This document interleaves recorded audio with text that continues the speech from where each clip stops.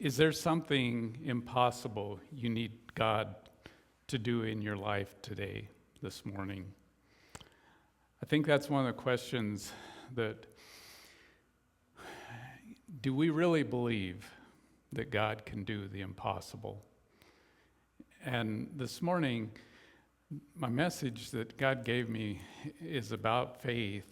And before we look at faith, I want to look at belief. And I think a lot of times we think that faith and belief are maybe the same thing, maybe close to being the same thing, but really if you look at it, they're not. If I was to ask the question this morning of all of us, I think I'd get about 100% that we all believe in God, right? I'm not going to ask for hands, but I think this crowd, we probably could be pretty assured that 100% of us would say that we believe in God. And if so, why do we struggle so much for God to do something in our lives? I struggle. We all struggle.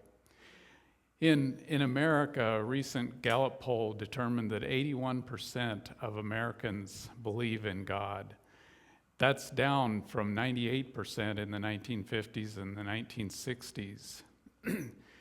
And if this is so, where is God? Is he in the government? I think the last few years have pretty well told us what that's all about. Is he in corporate America? I don't know. Universities? Public schools? The one that hurts, churches. Sometimes I think we kind of wonder. And in all of these entities, we're not only not seeing God, we are seeing less and less of God.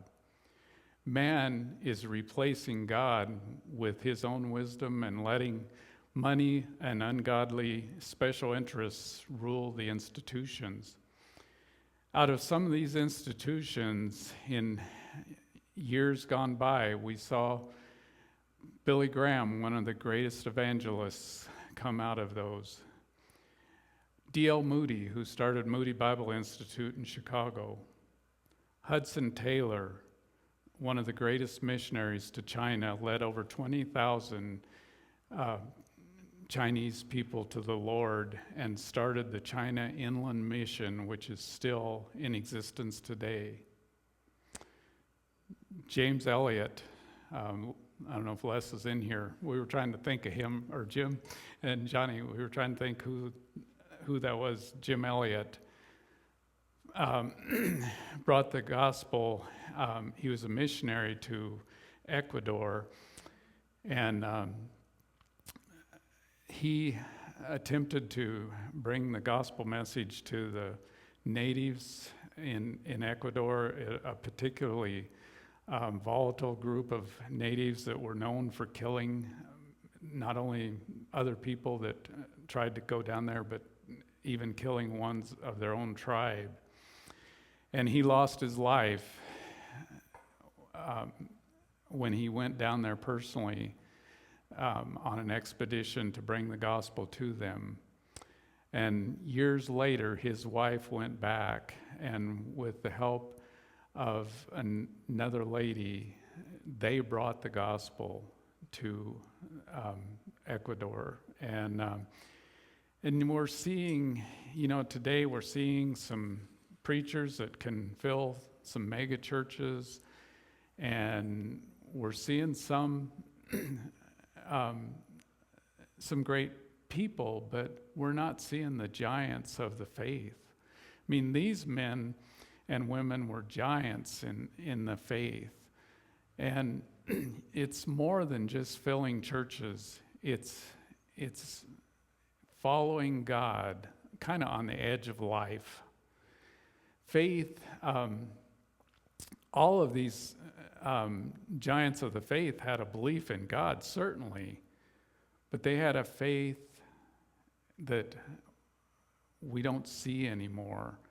And I was very convicted by this. And as we look at this, I want to talk about what faith really is and what God has shown me. Hebrews 11:1, as we read, tells us that what faith is and how it differs from belief. Let's read in chapter 1 the scripture again. Now faith is the assurance of things hoped for, the conviction of things not seen.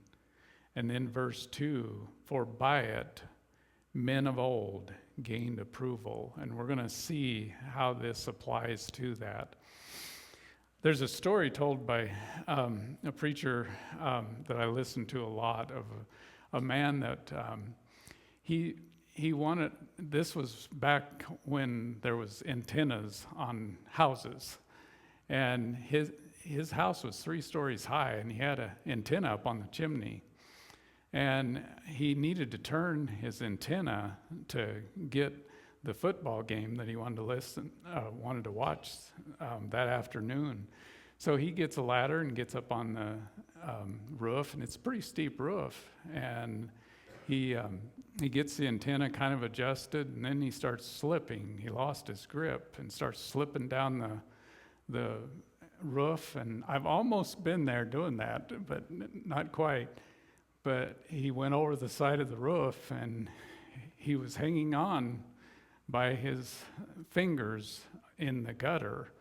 Now this gutter must have been made pretty well. The gutters I've seen lately, they wouldn't hold you.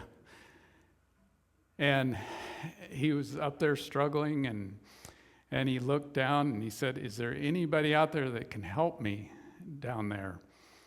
And he didn't hear anything, and he was getting more and more frantic at what's going on. And so he looked up and he said, "Is there anybody up there that can help me?" And a great heavenly voice said, "Let go and believe." And he thought about that a minute, and he said, "Is there anybody else that could help me?" And I think that explains a lot of how we will do anything but do what it takes to have the faith to accomplish what we need to do. Most of us are willing to try anything but faith. The word faith has changed into many descriptions and concepts in modern day theology. The word faith appears 32 times in this book of Hebrews. 24 times in this chapter, and I'm going to read some of those in a little bit. But it's called the faith chapter, and every time I read this, I get excited about what could be done. Only 47% of Americans today belong to a church, synagogue, or mosque. According to recent trends, few people on the street think the church is relevant today. Many consider it outdated and not addressing societal issues. Could it be that they're seeing our lack of faith in what the church could and should be? In Luke 8:25, Jesus said to the disciples, "Where is your faith?" And they were afraid, and they marveled, and saying to one another, "Who then is this that commands even the winds and water, and it obeys him?" That was one of the examples that Jesus gave to us, that what faith could be. You know, I have a problem with really realizing sometimes that faith can do this. Can faith move the mountains of the problems in our lives? It can. And faith is what it takes to live life as a Christian.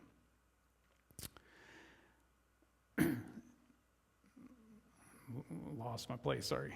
In Hebrews 11, we see clear definitions and examples of what faith looks like. And faith, if we really look at faith, and what it means and what the examples of it in the Bible, it's really living on the edge of our Christianity. It's not just believing in God, because obviously many people believe in God but have no relationship with God. Faith is having a real relationship with God, asking God to do the impossible. And Shelley and I have had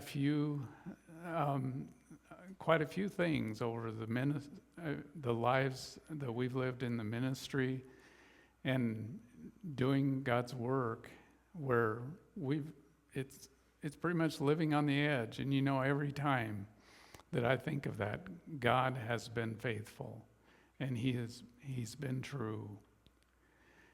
But so many times we don't like living on the edge. It's hard. It's hard having the assurance that, God, if you don't show up, this is going to be a disaster. Now, we've all been there with those disasters, right? In our own lives and with other things. But faith is really living right there on the edge where, God, you got to do this, or it ain't going to work. I want to just read some selected passages out of Hebrews 11, because as we saw in verse 2, and I'm sorry I didn't give, it was verse 1 and 2, but 2 is a key to what we're talking about. Verse 2 in chapter 11, it says, "For by it men of old gained approval." And we're going to see how that applies here in a minute. But in verse 5 of Luke 11, it says, "It was by faith that Enoch was taken up to heaven without dying. He disappeared because God took him. For before he was taken up, he was known as a man that pleased God. It was by faith Noah built a large boat to save his family from the flood. He obeyed God, who warned him about the things that have never happened before. By his faith, Noah condemned the rest of the world, and he received the righteousness that comes by faith. It was by faith that Abraham obeyed when God called him to leave home and go to another land that God would give him as his inheritance. He went without knowing where he was going. It was by faith that even Sarah was able to have a child, though she was barren and was too old. She believed that God would keep his promise. All these people died still believing what God had promised them. They did not receive what was promised, but they saw it from a distance and welcomed it. They agreed that they were foreigners and nomads here on earth. Obviously, people who say such things are looking forward to a country that they could call their own. If they had longed for the country they had come from, they could have gone back. But they were looking for a better place, a heavenly homeland. That is why God was not ashamed to be called their God and prepared a city for him. It was by faith that the people of Israel went right through the Red Sea as though they were on dry ground. But when the Egyptians tried to follow, they were all drowned. It was by faith that the people of Israel marched around Jericho for 7 days, and the walls came crashing down. How much more do I need to say? It would be too long to recount the stories of the faith of Gideon, Barak, Samson, Jephthah, David, Samuel, and all the prophets. By faith, these people overthrew kingdoms, ruled with justice, and received what God had promised them. They shut the mouths of lions, quenched the flames of fire, and escaped death by the edge of the sword. Their weaknesses turned to strength. They became strong in battle, put whole armies to flight. Women received their loved ones back again from the dead. Others were tortured, refusing to turn from God in order to be set free. They placed their hope in a better life after the resurrection. Now, as modern day Christians, we all pretty much are living for the resurrection to come, right? We're living for a better time. I hope we are. It's important. Otherwise, we might as well go home. You know, the old saying, you know, if Christianity isn't true and you're lost, you've got everything to lose. But we've got nothing to lose. And I just get encouraged by this scripture of how in the world could the sea part and the Israelites walk on dry land. That's beyond, so far beyond our imagination. I can't even fathom that. And the people of Israel just marching around the walls of Jericho, and all of a sudden they just fall down.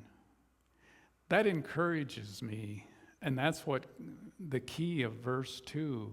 It's that forward belief in a God that cares so much for us that he can do anything. And the book of Hebrews is the greatest testimony of God's work in this world. And yeah, Billy Graham has done some great work, and Hudson Taylor and all those, and those, they're great men. And we don't see it anymore like I think we really need to. And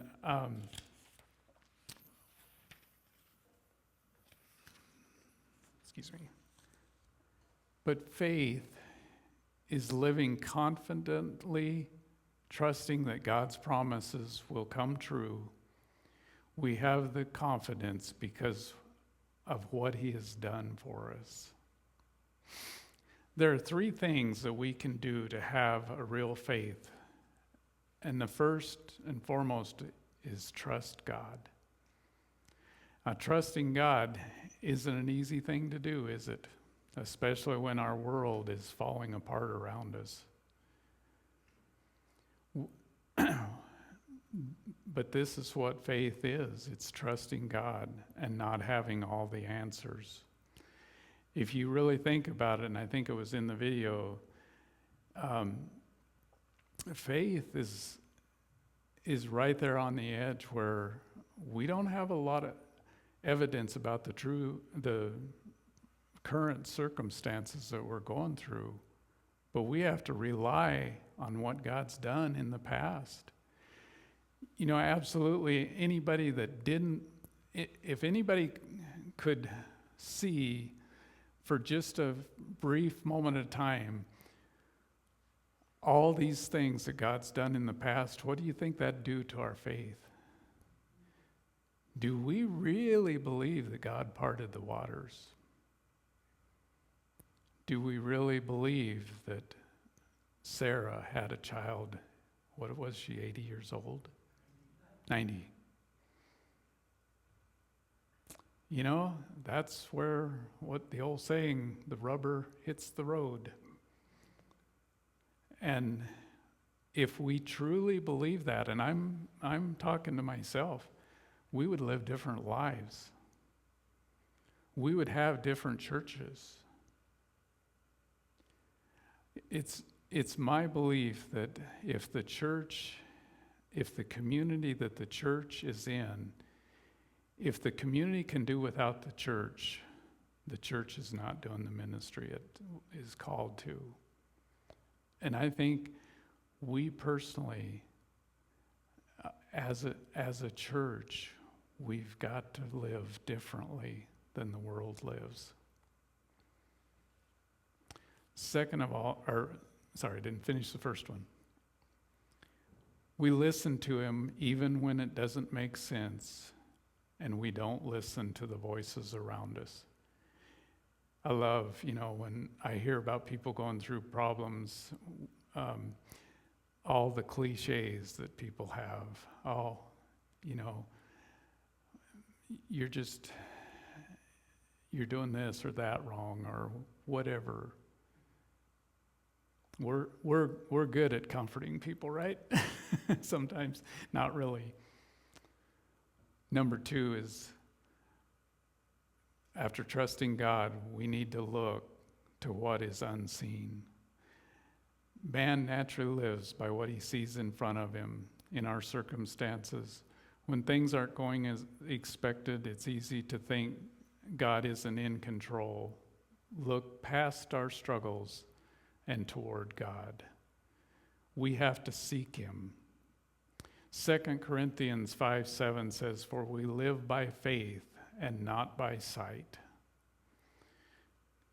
Thirdly, in times of darkness, cling to hope.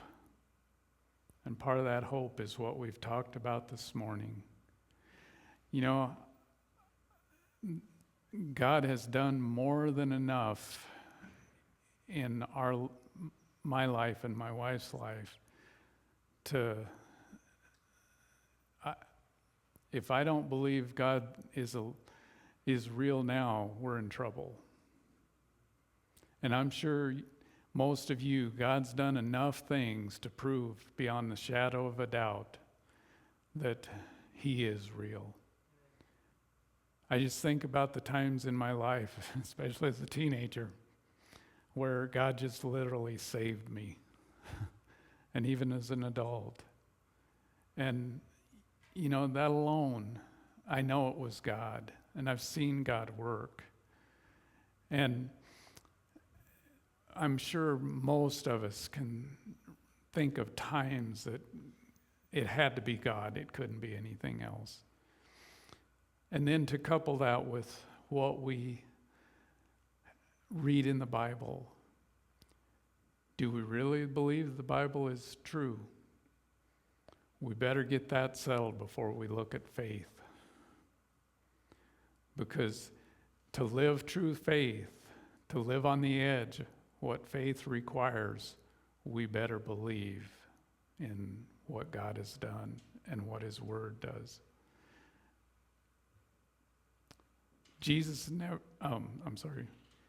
We will face trials, but they're temporary, and we do not walk alone.